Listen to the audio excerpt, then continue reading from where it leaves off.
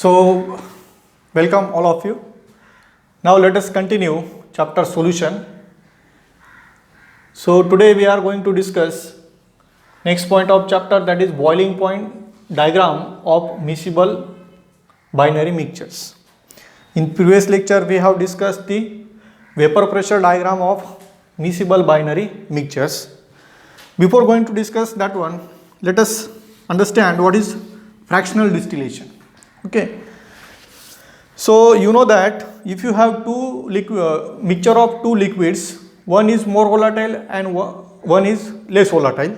Suppose if you taken that liquid in a beaker, okay, so this is liquid of component A plus B. Suppose your A is less volatile, okay, A is less volatile and B is more volatile. more volatile म्हणजे त्याची escaping tendency जास्त असेल, त्याची जास्तीत जास्त molecule liquid phase सोडून vapour फेजमध्ये चालले जातील, आणि जो लेस व्होलाटाईल असेल त्याचे कमी मॉलिक्यूल वेपर फेजमध्ये जातील. ठीक आहे. मग suppose you have liquid of two miscible liquids, one is less volatile and other is more volatile. So your vapor phase in such a case, vapor phase is more richer in more volatile component. जर तुम्ही ह्या लिक्विडच्या vapour फेजचा कॉम्पोजिशनचा जर study केला तर ह्या vapour फेजमध्ये मोर volatile component जो असेल त्याचे मॉलिक्यूल जास्त असतील आणि लेस व्होलाटाईल कॉम्पोनंट जे असेल त्याचे मॉलिक्यूल्स कमी असणार आहे. कारण जो मोर व्होलाटाईल असेल तो जास्तीत जास्त लिक्विड फेज सोडून वेपर फेजमध्ये गेलेला असणार आहे. त्यामुळे वेपर फेजमध्ये जो मोर व्होलाटाईल कॉम्पोनंट असेल त्याचे मॉलिक्यूल्स जास्त असतील, लेस व्होलाटाईल जो असेल त्याचे मॉलिक्यूल्स कमी असणार आहेत at given temperature or at constant temperature. Okay, ही आपली कन्सेप्ट असणार आहे. मग बघा, on the basis of this principle process of fractional distillation is conducted. Fractional distillation ह्याच बेसिसवरती कंडक्ट केली जाते, and by using fractional distillation we can separate these two components of a miscible liquid. हे जे काही मिसिबल लिक्विड प्रिपेअर केलं असेल, हा प्रिन्सिपल यूज करून फ्रॅक्शनल डिस्टिलेशनने आपण ए आणि बी हे दोन्ही कॉम्पोनंट सेपरेट करू शकतो. ठीक आहे. बघा, जर सपोज आता तुम्ही एक लिक्विड घेता, आता फ्रॅक्शनल डिस्टिलेशनमध्ये म्हणजे काय असतं, in fractional distillation vapour of a liquid is removed by condensation. Okay, vapour of liquid is removed by condensation. Again, that liquid is obtained, that liquid is richer in more volatile component. Again, that vapor of that liquid is removed, which is condensed, and then we get again liquid with more richer in more volatile component. Okay, so in this way this process of evaporation and condensation is carried out in several steps, and at the final stage we get pure A and pure B component, pure B and pure A component. बघा आता ही process नेमकी कशी होते. मी जे तुम्हाला सांगितलं fractional डिस्टिलेशनचं, liquid असेल, लिक्विडच्या vapour तयार होतील, त्या वेपर्सला कंडेन्स केलं जाईल. आता ॲक्च्युली वेपर स्टेटमध्ये मी तुम्हाला सांगितलं, वेपर स्टेटमध्ये मोर व्होलाटाईल कॉम्पोनंट जो असेल त्याचं कॉन्सन्ट्रेशन जास्त असेल, लेस व्होलाटाईलचं कमी असेल. मग तिची वेपर जर असेल लिक्विडच्या सरफेसवरती या बायनरी मिसिबल लिक्विडच्या बायनरी मिसिबल लिक्विडचे जे काही वेपर्स असतील त्या वेपर जर आपण कंडेन्स केल्या, कंडेन्स करून त्यांचं काय केलं, लिक्विडमध्ये कन्व्हर्शन केलं. लिक्विडमध्ये जर कन्व्हर्शन केलं तर ऑब्वियसली त्या वेपरमध्ये कोणाचं कॉन्सन्ट्रेशन जास्त होतं, कॉम्पोजिशन जास्त होतं, मोर व्होलाटाईलचं जास्त कॉम्पोजिशन होतं. म्हणजे मग ते वेपर कंडेन्स केल्यानंतर जे लिक्विड मिळेल आपल्याला, त्या लिक्विडमध्ये पण कोणाचं कॉम्पोजिशन जास्त असणार आहे, बी कॉम्पोनंटचं कॉम्पोजिशन जास्त असणार आहे पुन्हा, आणि एचं कमी असणार आहे. आता ए पण थोडाफार प्रमाणात व्होलाटाईल, त्यामुळे ए पण वेपर स्टेटमध्ये कन्वर्ट होणारच आहे. म्हणजे वेपर स्टेटमध्ये ए आणि बी दोन्ही असतील, पण बीचं कॉम्पोजिशन जास्त असेल, मोर व्होलाटाईलचं कॉम्पोजिशन जास्त असेल आणि लेस व्होलाटाईलचं कमी असेल. ठीक आहे. मग ए आणि बी वेपर फेजमध्ये गेले, पुन्हा त्याला कंडेन्स केलं, वेपर्सला कूल केलं, लिक्विड मिळेल, बरोबर. ते लिक्विडमध्ये पुन्हा वेपर जनरेट होतील. त्या वेपर जनरेट झाल्यानंतर त्या पुन्हा रिमूव्ह करायच्या, कंडेन्स करायच्या, पुन्हा लिक्विड जनरेट होईल. मग अशा पद्धतीने वेपर रिमूव्ह करत जाणं, बरोबर. वेपर रिमूव्ह करत गेले की वेपरमध्ये तुम्हाला मोर व्होलाटाईल कॉम्पोनंट मिळून जाईल आणि साईडला जे लिक्विड राहत जाईल त्याला रेसिड्युअल लिक्विड म्हणतात. हे जे वेपरला कंडेन्स करून जे लिक्विड मिळतं त्याला डिस्टिलेट म्हणतात आणि डिस्टिलेशन झाल्यानंतर जे बाकीचं उरलेलं लिक्विड असतं त्याला रेसिड्युअल लिक्विड असं म्हणतात. बघा इथे लिहिलं आहे distillate get after distillation. Distillate get after distillation म्हणजे डिस्टिलेशन केल्यानंतर ज्या वेपर्स मिळतील त्या वेपर्सला कूल केल्यानंतर ते जे काही लिक्विड मिळणार आहे म्हणजे वेपर्सचं कंडेन्सेशन केल्यानंतर जे काही लिक्विड मिळणार आहे त्याला डिस्टिलेट म्हणायचं.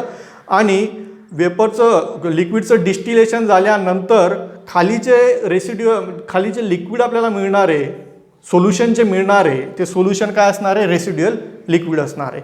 आता फ्रॅक्शनल डिस्टिलेशनची प्रोसेस करण्यासाठी एक फ्रॅक्शनलेटिंग कॉलम असतो त्याचा यूज करून ते फ्रॅक्शनल डिस्टिलेशन केलं जात असतं. त्याचा पण आपण स्टडी करणार आहेत नंतर फ्रॅक्शनल डिस्टिलेशन कसं होतं नेमकं. पण एक जनरली तुम्हाला मी एक सिम्पल एक डायग्राम आहे. ॲक्च्युअल डिस्टिलेशन असं होत नाही पण कन्सेप्ट एक्सप्लेन करण्यासाठी मी तुम्हाला हे सांगतोय. ठीक आहे. इथे हे लिक्विड घेतलं तुम्ही. ओके. मिसिबल लिक्विड आहे. ह्या मिसिबल लिक्विडच्या काय त्या वेपर्स जनरेट झालेल्या आहेत. ठीक आहे. या वेपर जनरेट झालेल्या आहेत. या वेपर्स इथून इकडे गेल्या बरोबर. वेपर्सला काय केलं आपण कूल केलं. कूल करून काय केलं त्यांना कंडेन्स केलं. इथे काय झालं वेपरचं लिक्विडचं वेपोरायझेशन झालं. वेपरमध्ये कन्वर्ट झाले लिक्विड मॉलिक्युल्स ए आणि बी दोघांचे वेपरमध्ये ए आणि बी दोन्ही लिक्विडचे मॉलिक्यूल वेपर स्टेटमध्ये कन्वर्ट झाले. बी मोर व्होलाटाईल आहे म्हणून बीचे मॉलिक्यूल जास्त असतील एचे कमी असतील. मग ह्या वेपर्स इकडे गेल्या आपण कूल करून त्यांना कंडेन्स केलं. कंडेन्स करून पुन्हा कशात कन्वर्शन झालं त्याचं लिक्विडमध्ये. म्हणजे आपण काय केलं वेपरला रिमूव्ह करून घेतला आणि कूल केल्यानंतर कंडेन्स करून त्यांना लिक्विडमध्ये कन्वर्ट केलं या वेपर्सला. इथे ज्या वेपर जनरेट झाले होते त्या. ठीक आहे. इथे लिक्विड आलं.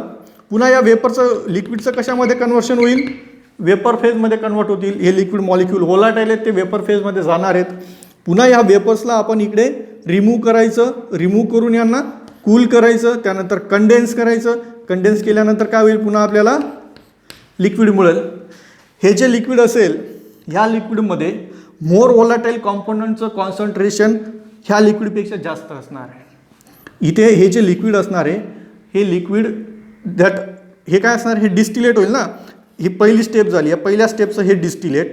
पुन्हा याचं वेपोरायझेशन झालं. वेपर जनरेट झाल्या. वेपर रिमूव्ह केल्या कंडेन्स केल्या. हे दुसरं डिस्टिलेट मिळालं. पुन्हा याच्या वेपर जनरेट होतील. पुन्हा या वेपर आपण इकडे रिमूव्ह करून इकडे कूल केल्या त्याचं कंडेन्सेशन केलं. पुन्हा आपल्याला काय मिळणार आहे लिक्विड मिळणार आहे. हे तिसरं डिस्टिलेट मिळालं आपल्याला. ठीक आहे. मग जसं डिस्टिलेशनच्या स्टेप्स वाढत जातील तसं काय होणार आहे मोर व्होलाटाईल कॉम्पोनंट जो आहे मोर व्होलाटाईल कॉम्पोनंट आपल्याला इकडे डिस्टिलेटमध्ये हा बी मिळत जाईल. आणि जसं या डिस्टिलेशन नंतर हे इथे जे काही लिक्विड जे डिस्टिलेशन झाल्यानंतर जे लिक्विड असेल उरलेलं ते रेसिड्युअल लिक्विड असणार आहे. ते काय असणार आहे रेसिड्युअल लिक्विड असेल. या रेसिड्युअल लिक्विडमध्ये कोणता कॉम्पोनंट असणार आहे मग ए. आणि डिस्टिलेटमध्ये काय असणार आहे मोर व्होलाटाईल कॉम्पोनंट तुमचा डिस्टिलेटमध्ये जाईल आणि लेस व्होलाटाईल कॉम्पोनंट जो आहे तो रेसिड्युअल लिक्विड म्हणून बाजूला खाली राहणार आहे. ठीक आहे. कंटेनरमध्ये राहणार आहे. अशा पद्धतीने या डिस्टिलेशनच्या स्टेप तुम्ही जितक्या जास्त स्टेप्स कंटिन्यू करत गेले की फायनली काय होतं एका पर्टिक्युलर स्टेप नंतर बी कॉम्पोनंट आणि ए कॉम्पोनंट सेपरेट होऊन जातात. बी कॉम्पोनंट कुठं जातं तुमचा डिस्टिलेटमध्ये आणि ए कॉम्पोनंट कुठं जाईल तुमचा रेसिड्युअल लिक्विडमध्ये. कारण का बी कॉम्पोनंट मोर व्होलाटाईल आहे. ए कॉम्पोनंट तुमचा less volatile. Okay. So this process of separation of miscible liquid at constant temperature is called as isothermal fractional distillation. पुन्हा इथे वर्ड यूज काय केलेला आहे isothermal because this process is carried out at constant temperature. That's why it is called as isothermal fractional distillation. म्हणजेच काय जे दोन liquid आपण मिक्स केल्यानंतर जे मिक्सचर मिळालेलं असेल त्या लिक्विडच्या ज्या वेपर जनरेट होतील वेपर रिमूव्ह करायच्या कंडेन्स करायचं लिक्विड मिळेल. पुन्हा त्या लिक्विडचे वेपर जनरेट होतील त्या वेपर पुन्हा रिमूव्ह करायच्या कंडेन्स करायच्या पुन्हा लिक्विड मिळेल. पुन्हा लिक्विडचं वेपरमध्ये कन्वर्शन होईल. वेपर पुन्हा रिमूव्ह करायच्या कंडेन्स करायच्या कूल करायच्या पुन्हा लिक्विड मिळेल. म्हणजे अशा पद्धतीने काय होईल, तुमचा मोर वोलाटाईल कॉम्पोनंट जो आहे प्रत्येक स्टेप नंतर काय होणार आहे, तो सेपरेट होत जाणार आहे. म्हणजे डिस्टिलेटमध्ये जे काही डिस्टिलेशन नंतर जे लिक्विड मिळेल तुम्हाला, त्या डिस्टिलेटमध्ये तुम्हाला मोर वोलाटाईल कॉम्पोनंट मिळेल आणि डिस्टिलेशन नंतर कंटेनरमध्ये जे काही बाकीचं लिक्विड उरलेलं असेल, जे काही सोल्युशन उरलेलं असेल, त्याच्यात तुमचा कोणता कॉम्पोनंट असणार आहे, लेस वोलाटाईल कॉम्पोनंट असणार आहे रेसिड्युअल लिक्विडमध्ये. ओके, अशा पद्धतीने ही मिसिबल लिक्विड्सला सेपरेट करायची जी प्रोसेस आहे, त्या प्रोसेसला म्हटलं जातं आयसोथर्मल फ्रॅक्शनल डिस्टिलेशन. आणि ही प्रोसेस कॉन्स्टंट टेम्परेचरला होते म्हणून याला म्हणतात isothermal fractional distillation. Okay, so this is about the fractional distillation. आता आपल्या मेन पॉईंटकडे येऊ आपण.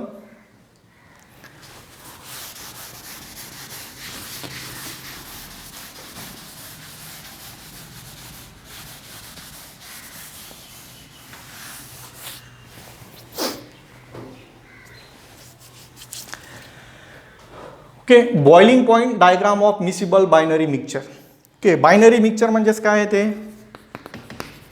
Binary mixture. बायनरी काय आहे, बायनरी का म्हणतोय आपण, याच्यात दोन लिक्विड आपण मिक्स केलेले आहेत म्हणून बायनरी म्हणतोय. बायनरी मिक्सचर म्हणजेच काय, हे एक सोल्युशन आहे, solution of two miscible liquids, solution of two miscible liquid, दोन मिसिबल लिक्विडचं हे सोल्युशन आहे. सोल्युशनचा जो बॉइलिंग पॉईंट असेल, ओके, सोल्युशनचा बॉइलिंग पॉईंट आपण कसं डिफाईन करू शकतो, boiling point of solution, boiling point of solution is defined as the temperature at which total vapor pressure of solution becomes equal to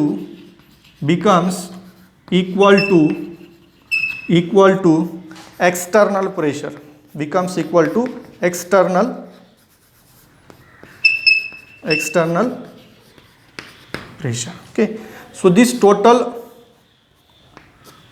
vapor pressure is denoted by P, that is partial pressure of A plus partial pressure of B, जे आपण शिकलेलो आहे. म्हणजे सोल्युशनचं जे काही total pressure असेल ते total vapour pressure जेव्हा एक्सटर्नल प्रेशरशी इक्वल होईल तेव्हा सोल्युशन बॉईल व्हायला सुरुवात होईल. म्हणजेच काय, total pressure is equal to, total pressure is denoted by P and total pressure is partial pressure of two component. Suppose आपण असं कन्सिडर करू, आपण जे सोल्युशन प्रिपेअर केलेलं आहे त्याच्यात दोन वोलाटाईल कंपोनंट ए आणि बी. हे जे टोटल वेपर प्रेशर आहे ते केव्हा कशाला इक्वल व्हायला पाहिजे, एक्सटर्नल वेपर प्रेशरला. हे कुठे इक्वल व्हायला पाहिजे, एक्सटर्नल वेपर प्रेशरला इक्वल व्हायला पाहिजे. ठीक आहे, मग तेव्हा हे सोल्युशन काय होणार आहे, बॉईल व्हायला सुरुवात होईल. ठीक आहे, आता बघा हे झालं सोल्युशनच्या बॉइलिंग पॉईंटबद्दल. ठीक आहे, म्हणजे दोघांचं वेपर प्रेशर, सोल्युशनचं वेपर प्रेशर जेव्हा एक्सटर्नल प्रेशरला इक्वल होईल तेव्हा ते बॉईल व्हायला सुरुवात होणार आहे. मग इथे एक कन्सेप्ट आहे, लिक्विडमध्ये काय असतं बघा, दोन वेगवेगळे कॉम्पोनंट आपण मिक्स केलेले असतील, ए आणि बी असे दोन कॉम्पोनंट आपण मिक्स केलेले असणार आहेत. सो बॉइलिंग पॉईंट जो असेल, boiling point of liquid is depend on composition of liquid. म्हणजे ह्या दोन लिक्विडचं जे कॉम्पोजिशन आहे त्याच्यावर लिक्विडचा बॉइलिंग पॉईंट डिपेंड असणार. ओके, बॉइलिंग कॉम्पोजिशन वेगळं असेल, आपण 4-5 लिक्विड बनवलेले आहेत ए आणि बी हे दोन कॉम्पोनंट मिक्स करून, दोन लिक्विड मिक्स करून आपण 4-5 सोल्युशन बनवलेले आहेत. प्रत्येकाचा बॉइलिंग पॉईंट हा वेगळा असू शकतो, कारण का प्रत्येक लिक्विडमध्ये ए आणि बीचं कॉम्पोजिशन ही डिफरंट असणार आहे. Okay, so boiling point of solution is depend on composition of liquid. Liquid having different compositions have different boiling point. म्हणजे जसं जसं कॉम्पोजिशन चेंज होईल लिक्विडचं तसा बॉइलिंग पॉईंटसुद्धा चेंज होऊ शकतो, कारण बॉइलिंग पॉईंट हा कशावर डिपेंड असणार आहे, सोल्युशनच्या या दोन कॉम्पोनंटच्या कॉम्पोजिशनवरती डिपेंड असणार आहे. ओके, मग तिथे आपल्याला कोणती कन्सेप्ट अप्लाय करता येईल, ही कन्सेप्ट अप्लाय करता येईल वेपर प्रेशरची. मग ज्याचं वेपर प्रेशर जास्त असेल, ओके, ज्याचं वेपर प्रेशर जास्त असेल, ज्या लिक्विडचं वेपर प्रेशर जास्त असेल त्याचा बॉइलिंग पॉईंट कमी असेल, आणि ज्याचं वेपर प्रेशर कमी असेल त्याचा बॉइलिंग पॉईंट जास्त असेल. As you know that boiling point is depend on vapour pressure. Boiling point कशावर डिपेंड आहे, वेपर प्रेशरवरती डिपेंड आहे. Boiling point is depend on vapour pressure. बघा मी काय सांगितलं तुम्हाला मगाशी, बॉइलिंग सोल्युशनचा बॉइलिंग पॉईंट काय असतो, टोटल सोल्युशनचं टोटल वेपर प्रेशर जेव्हा एक्सटर्नल प्रेशरशी इक्वल होईल तेव्हा लिक्विड बॉईल व्हायला सुरुवात होणार आहे. त्यानंतर लिक्विडमध्ये आपण बायनरी मिक्सचर डिस्कस करतोय, म्हणजे दोन लिक्विडचं सोल्युशनचा स्टडी करतो आपण. मग दोन लिक्विड वेगवेगळ्या कॉम्पोजिशनमध्ये मिक्स करून आपण 4-5 लिक्विड बनवले तर प्रत्येकाचा बॉइलिंग पॉईंट वेगळा असणार आहे. म्हणजे याचा अर्थ काय, लिक्विडचा बॉइलिंग पॉईंट हा त्या लिक्विडच्या कॉम्पोजिशनवरती डिपेंड आहे. ठीक आहे. जर लिक्विडचं composition liquid having liquid of particular composition having high vapor pressure, then its boiling point will be low. Liquid having low vapor pressure, then boiling point will be high. म्हणजे याचा अर्थ काय, boiling point is inversely proportional to the vapor pressure.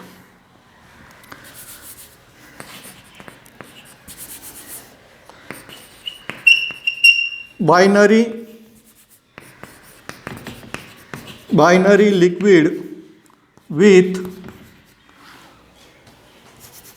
binary liquid solution with high vapor pressure boils at low temperature, and binary liquid solution or binary liquid mixture with low vapor pressure boils at high temperature. बरोबर. या 3 concept तुम्ही लक्षात ठेवा.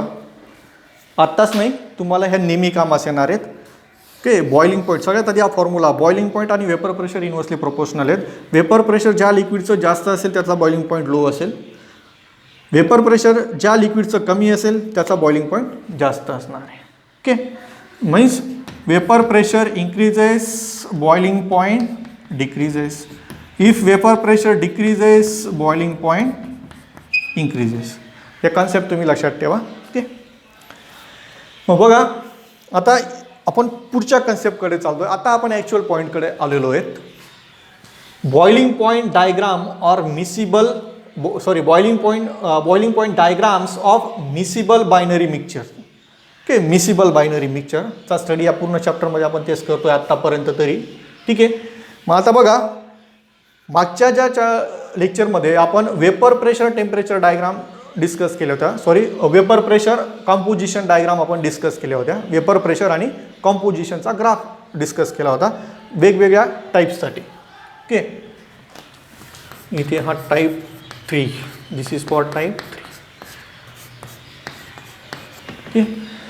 मग बघा, vapour pressure आणि composition म्हणजे काय, आपण मोल फ्रॅक्शन घेतले होते. Vapour pressure versus mole fraction. मग ही कोणती डायग्राम झाली, मग PN डायग्राम. तुमचं मोल फ्रॅक्शन कधी कधी एक्सने पण डिनोट केलं जातं. काही बुक्समध्ये तुम्ही एक्स सुद्धा पाहिला असेल मोल फ्रॅक्शनसाठी. मग ही जी डायग्राम आहे, ही डायग्राम हिला PN डायग्राम किंवा PX डायग्राम. का PN किंवा PX, कारण vapour pressure versus mole fraction ह्या दोघांचा हा ग्राफ आहे, म्हणून ही PN डायग्राम. ठीक आहे. तुम्हाला एक्झाममध्ये ड्रॉ करायला विचारला जातात हे. ठीक आहे. मग बघू आता, ह्या कन्सेप्ट आपल्याला इथे अप्लाय कराव्या लागणार आहेत आता. मग बघा, मेन जी कन्सेप्ट आहे याच्याशी रिलेटेड, इट इज, आता बघा डिस्टिलेशन जे आपण डिस्कस केलं, डिस्टिलेशन काय केलं आपण, डिस्टिलेशन आपण डिस्कस केलेलं आहे ॲट कॉन्स्टंट टेम्परेचर. म्हणजे ॲट कॉन्स्टंट टेम्परेचरला आपण डिस्टिलेशनची प्रोसेस कॅरी आउट केली होती. बरोबर. So instead of carry out distillation at constant temperature, it is better to carry out it at constant pressure. म्हणजे कॉन्स्टंट टेम्परेचरला डिस्टिलेशनची प्रोसेस कंडक्ट करण्यापेक्षा constant प्रेशरला जर तुम्ही ती प्रोसेस कंडक्ट केली तर तुम्हाला ते दोन लिक्विड इझिली सेपरेट करता येतात. ओके. मग बघा, त्याच्यासाठी आपण काय करावं लागेल, त्यासाठी आपल्याला डायग्राम जनरेट करावी लागणार आहे. बॉइलिंग पॉईंट टेम्परेचरचे आणि कॉम्पोजिशनची. मग त्या डायग्राम्स आपल्याला कोणत्या बेसिसवर मिळणार आहेत, वेपर प्रेशर आणि मोल फ्रॅक्शनच्या डायग्राम्स आपल्याजवळ आहेत. आपल्याला कोणाच्या डायग्राम पाहिजे आहेत? बॉइलिंग पॉईंटच्या आणि कंपोजिशनच्या, म्हणजेच TN diagram. Temperature composition means TN और TX डायग्राम. मग आपण काय करायचं? डायग्राम ड्रॉ करायला काय करणार? आपण ही कन्सेप्ट अप्लाय करून टाकणार. आपल्याजवळ कोणत्या डायग्राम्स आहेत? Vapour pressure versus mole fraction. Okay, so in this case this is vapour pressure of component A and vapour pressure of component B. या दोघांचं जर कंपॅरिझन केलं तर vapour pressure of component B is greater than vapour pressure of component A. Component बीचं vapour pressure हे component A पेक्षा जास्त आहे. मग बॉइलिंग पॉईंट कोणाचा जास्त असेल? Vapour pressure is inversely proportional to boiling point. ज्याचा बॉइलिंग पॉईंट जास्त, ज्याचं वेपर प्रेशर जास्त त्याचा बॉइलिंग पॉईंट कमी. So boiling point of A is greater than boiling point of B. ठीक आहे. And all the compositions between PA and PB, A आणि बीच्या दरम्यान जेवढेही कॉम्पोजिशन असतील ते काय कुठे बॉईल होणार आहेत? ह्या दोन टेम्परेचरच्या मध्ये जे टेम्परेचर असेल तेव्हा ते बॉईल होणार आहेत. आलं लक्षात? तर बघा, मग याच्यावरून आपण काय करू? आता PN डायग्रामवरून काय करायचं? आपल्याला TN डायग्राम ड्रॉ करायचे. Boiling point temperature versus mole fraction यांच्या डायग्राम आपल्याला ड्रॉ करायच्या आहेत. ठीक आहे. याचं वेपर प्रेशर लो आहे. ठीक आहे. याचं वेपर प्रेशर लो आहे, म्हणजे ए कॉम्पोनंटचं वेपर प्रेशर लो आहे, तर त्याचा बॉइलिंग पॉईंट काय असणार आहे? हाय असणार आहे. त्यामुळे हा जो पॉईंट आहे बॉइलिंग पॉईंटच्या याच्यात काय होणार आहे? बॉइलिंग पॉईंट टेम्परेचर हाय असल्यामुळे तो पॉईंट वरती जाईल. याचं वेपर प्रेशर, बीचं वेपर प्रेशर हाय असल्यामुळे त्याचा बॉइलिंग पॉईंट लो असणार आहे. त्यामुळे हा जो PBचा जो बॉइलिंग पॉईंट असेल तो लो असणार आहे. कोणापेक्षा? TA पेक्षा. म्हणजे बॉइलिंग पॉईंटच्या डायग्राममध्ये बॉइलिंग पॉईंट म्हणजे टेम्परेचर कंपोजिशन कर्वमध्ये जे काही बॉइलिंग पॉईंट आहे ए कॉम्पोनंटचा तो हाय असेल आणि बी कॉम्पोनंटचा लो असेल. Low vapour pressure, high boiling point. High vapour pressure, low boiling point. आलं लक्षात? अशा पद्धतीने आपण याच्यावरून ही डायग्राम ड्रॉ केलेली आहे. आलं लक्षात? आणि जेवढेही कॉम्पोजिशन्स असतील ए आणि बीच्या मधले ते या दोन टेम्परेचरच्या, म्हणजे हा बॉइलिंग पॉईंट कोणाचा आहे? प्युअर एचा आहे. हा बॉइलिंग पॉईंट कोणाचा आहे? प्युअर बीचा आहे. आणि मधले जे कॉम्पोजिशन असतील ए आणि बीचे जे कॉम्पोजिशन असतील, म्हणजे ए आणि बी कॉम्पोनंट आपण वेगवेगळ्या कॉन्सन्ट्रेशनचे मिक्स केलेले असतील, ते वेगवेगळे कॉम्पोजिशन जे असतील त्या वेगवेगळ्या कॉम्पोजिशनचा जो बॉइलिंग पॉईंट असणार आहे तो बॉइलिंग पॉईंट ए आणि बीच्या बॉइलिंग पॉईंट यांच्यामध्ये त्यांच्या बॉइलिंग पॉईंटच्या व्हॅल्यूज असणार आहे. आलं लक्षात? So this is about the type 1. मग हा कोणता होता? हा कोणता टाईपचा कर्व होता? आपल्या वेपर कॉम्पोजिशन कर्व टाईप 1चा. टाईप 1मध्ये आपण काय पाहिलेलं आहे? Vapour pressure of all the compositions are between vapour pressure of pure A and vapour pressure of B. त्या टाईपचा हा कर्व होता. त्याची ही बॉइलिंग पॉईंट डायग्राम आपण ड्रॉ केलेली आहे. दुसरा जो टाईप आहे, दुसरा टाईप कोणता आहे? Maximum deviation from Raoult's law. Maximum deviation म्हणजे पॉझिटिव्ह डेव्हिएशनसाठीचा हा ग्राफ आहे आपल्याकडे. ठीक आहे. So in this case we get maximum in vapour pressure for a particular composition. म्हणजे एका पर्टिक्युलर कॉम्पोजिशनसाठी आपल्याला वेपर प्रेशर मॅक्झिमम मिळत होतं. ठीक आहे. सो दिस मॅक्झिमम सिमिलरली आपल्याला बॉइलिंग पॉईंट वर्सेस मोल फ्रॅक्शनचा जो ग्राफ असणार आहे तिथे आपल्याला काय मिळणार आहे? Minimum in boiling point temperature. जसं मॅक्झिमम इन वेपर प्रेशर मिळालं तसं इथे काय मिळणार आहे मग आपल्याला? Minimum in boiling point temperature. कारण का? याचं वेपर प्रेशर हाय असल्यामुळे बॉइलिंग पॉईंट काय असणार आहे? वेपर प्रेशर हाय असल्यामुळे बॉइलिंग पॉईंट लो असणार आहे. सो या पर्टिक्युलर पॉईंटला वेपर प्रेशर हाय असेल तर ह्या पर्टिक्युलर पॉईंटचं जे बॉइलिंग पॉईंट असेल, या पर्टिक्युलर कॉम्पोजिशनचा जो बॉइलिंग पॉईंट असेल तो बॉइलिंग पॉईंट लो असणार आहे. म्हणजे हा जो पॉईंट आपल्याला इथे मिळाला आहे that point is minimum in boiling point temperature. The point of minimum in boiling point temperature. मग इथे बघा आता, so this is vapour pressure of. आता बघा इथे मोल फ्रॅक्शन वगैरे रिप्रेझेंट करण्याऐवजी मी काय केलं आहे? सिम्पली ए अँड बी. इथे प्युअर ए असणार आहे, इकडे एचं कॉम्पोजिशन कमी कमी होत जाणार आहे आणि बीचं कॉम्पोजिशन वाढत जाणार आहे. आणि ह्या पर्टिक्युलर पॉईंटला आपल्याला फक्त प्युअर बी असं मिळणार आहे. So PA not is vapour pressure of pure A. P B not is vapour pressure of pure B. आता पी ए नॉटचं वेपर प्रेशर लो आहे म्हणून त्याचा बॉइलिंग पॉईंट हाय असणार आहे. This is boiling point A of component A T A. याचं vapour pressure P B not आहे, ठीक आहे. Vapour pressure high as compare to P A not, त्यामुळे त्याचा बॉइलिंग पॉईंट काय असणार आहे, लो असणार आहे. So this is boiling point of B T B. T एपेक्षा टी बीची व्हॅल्यू कमी असणार आहे. And this is point regarding maximum in vapour pressure. Okay, this is point of maximum in vapor pressure. So we get point of minimum in boiling point temperature. So boiling point of this composition is less than that of boiling point of pure A and boiling point of pure B. म्हणजे B जसं इथे pure A आणि pure B च्या vapour प्रेशरपेक्षा या particular कॉम्पोजिशनचं vapour pressure जास्त होतं, तसंच मग बॉइलिंग पॉईंट पण काय असणार आहे त्याचा, प्युअर ए आणि प्युअर बी पेक्षा कमी असणार आहे. Okay, so this is about the T N diagram of type 2. Okay, type 2ची ही टी एन डायग्राम अशा पद्धतीने आपण याच्यावरून ड्रॉ केलेली.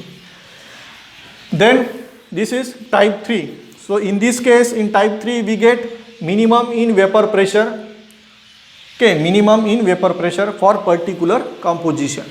इथे काय negative deviation from Raoult's law. Type 3मध्ये आपण कशाची केस डिस्कस केलेली आहे, मिनिमम इन वेपर प्रेशर. बघा आपण काय करतोय आता, वेपर प्रेशरवरून आपण बॉइलिंग पॉईंटकडे चाललो आहेत, कारण आपल्याला लिक्विड सेपरेट करायचे आहेत.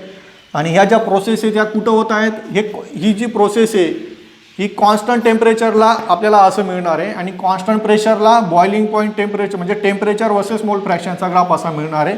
म्हणजे हा कॉन्स्टंट टेम्परेचरचा, हा कॉन्स्टंट प्रेशरचा, हा कॉन्स्टंट टेम्परेचरचा, हा कॉन्स्टंट प्रेशरचा. लक्षात. So in type 3 we get negative deviation from Raoult's law. In this case we get point of minimum in vapour pressure. Okay, minimum in vapour pressure कमी म्हणजे बॉइलिंग पॉइंट हाय असणार आहे. So in T N diagram और in temperature composition diagram we get point of maximum in boiling point temperature. Maximum in boiling point temperature. इथे जसं minimum vapour प्रेशरचा point मिळाला आहे तसं इथे काय मिळणार आहे, मॅक्झिमम बॉइलिंग पॉईंट टेम्परेचरचा पॉईंट मिळणार आहे. ओके, आणि इथे बघा पी ए नॉटचं वेपर प्रेशर कमी आहे, पी बी म्हणजे एचं वेपर प्रेशर कमी आहे, बीचं वेपर प्रेशर जास्त आहे. मग एचा बॉइलिंग पॉईंट जास्त असणार आहे, बीचा बॉइलिंग पॉईंट कमी असणार आहे. ओके, मग अशा पद्धतीचा ग्राफ आपल्याला टेम्परेचर कॉम्पोजिशन कर्वसाठी मिळणार आहे. म्हणजे हे जे या साईडला जे दाखवलेले आहेत, हा असेल किंवा हे दोन्ही असतील, हे कशाचे आहेत, वेपर प्रेशर कॉम्पोजिशन कर्व आहेत. आणि ह्या साईडला जे आहेत ते कोणते आहेत, टेम्परेचर कॉम्पोजिशन कर्व आहेत. आणि हे तर दाखवले आहे तुम्हाला, हा लिक्विडसाठी, हा वेपरसाठी. मग इथे काय होईल, अजून एक मेन पॉईंट, इथे लिक्विड आणि वेपरचा लिक्विडचा कर्व वरती होता, वेपर कॉम्पोजिशनचा कर्व खाली होता. इथे काय टी एनमध्ये काय होणार आहे, वेपर कॉम्पोजिशनचा कर्व वरती जाईल आणि लिक्विड कॉम्पोजिशनचा कर्व खाली येईल. बघा इथे पण तसंच झालं आहे, हा लिक्विड कॉम्पोजिशन कर्व, हा वेपर कॉम्पोजिशन कर्व. वेपरचा इकडे टी एनमध्ये वरती गेला, लिक्विडचा खाली आला. इथेही तसंच झालेलं आहे, वेपर कॉम्पोजिशनचा कर्व वरती जाईल, लिक्विड कॉम्पोजिशनचा कर्व वरती. सगळ्या गोष्टी काय होणार आहेत, रिव्हर्स होत आहेत. सो इथे बघा काय असेल, हा तुमचा लिक्विड, हा वेपर, हा लिक्विड, हा वेपर. इथे काय होणार आहे, वेपर लिक्विड. अशा पद्धतीने कर्व्स काय होणार आहेत, इन्व्हर्ट होऊन जाणार आहे. कारण पूर्ण प्रोसेस इन्व्हर्ट होत आहे, कारण वेपर प्रेशर आणि बॉइलिंग पॉईंट काय ते एकमेकाला इन्व्हर्सली प्रोपोर्शनल आहेत. म्हणून अशा पद्धतीचे चेंजेस आपल्याला टेम्परेचर कॉम्पोजिशन डायग्राममध्ये पाहायला मिळतात, म्हणजे टी एन डायग्राममध्ये पाहायला मिळतात. ओके, तर व्यवस्थित लेक्चर अजून पुन्हा एकदा समजलं नसेल, पुन्हा एकदा रिवाईज करा, नोट्स रीड करा, आपोआप तुम्हाला लक्षात येईल. एकदम सोपं आहे, फक्त ही कन्सेप्ट तुमची लक्षात असली पाहिजे. ज्या लिक्विडचा वेपर प्रेशर हाय असेल त्याचा बॉइलिंग पॉईंट लो असेल, ज्या लिक्विडचं वेपर प्रेशर लो असेल त्याचा बॉइलिंग पॉईंट हाय असणार. Okay, so this is all about the today's lecture. Okay, thank you.